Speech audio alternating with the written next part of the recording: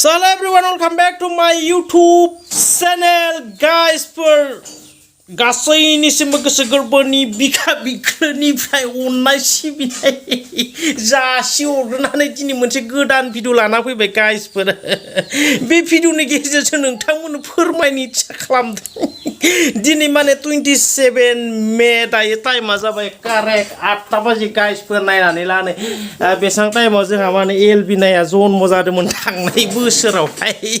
बिनिफ्राय दिनै बिनि बार्थडे गाइसफोर खिन्थु माने सानावहाय माने मानसिफोराबो सम गैया नालाय गोबां माने खामानि दामानिफ्राव बेस्थ थायो बिनिखायनो माने मोनाबिलि समाव एसे माने सेलिब्रेसन खालामदो एसे लेटैब्लाबो माने टाइम मथे थांनाय जानाय नंला गाइसफोर मा होननानै बुंनो उपाय गैया।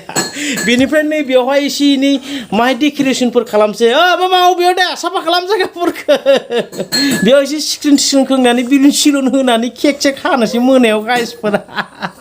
बिनिफ्राय गाइसफोर नोंथांमोनखौ इनभाइट खालामदों जेन गासिबो आंनि जेसेबां साबस्क्राइबार दङ गासैबो एलबिनि नामाव मोनसे लाइक खालामगोन होननानै आसा थाबाय गाइसफोर।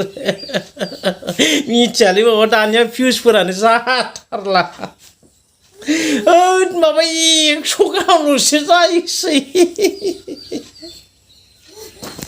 मोनसे दुखु गोनां खोथाया जाहैबाय माने दिनैनि दिनावनो माने एलबिनानि बार्थडेजों लोगोसे आंनि 1K जानायनि केकबो हागोन नंदोंमोन गाइसफोर खिन्थु जिबायदि सानदोंमोन बे फुरा जायासै मा होनना बुंनो गाइसफोर।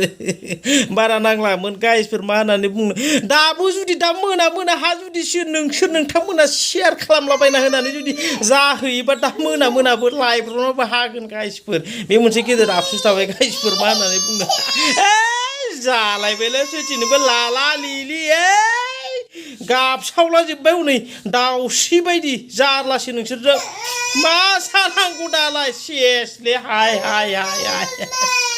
गासिबो भिडिअआ बेसेबांखिनियानोमोन मोजां मोनदोंबा लाइक खालामदो शेयार खालामदो आरो नायनानै थादो एलबिनानि स्पेसियेल बार्थडेनि भिडिअ हायगासिनो गाबोनसो होनो हासिगोन गाइसफोर मानो होनना बुङोबा दिनै एसे बेस्थ' थासिगोन नालाय इडिटिं बायदिसिना खालामनायनि थाखाय। Thank you bye bye.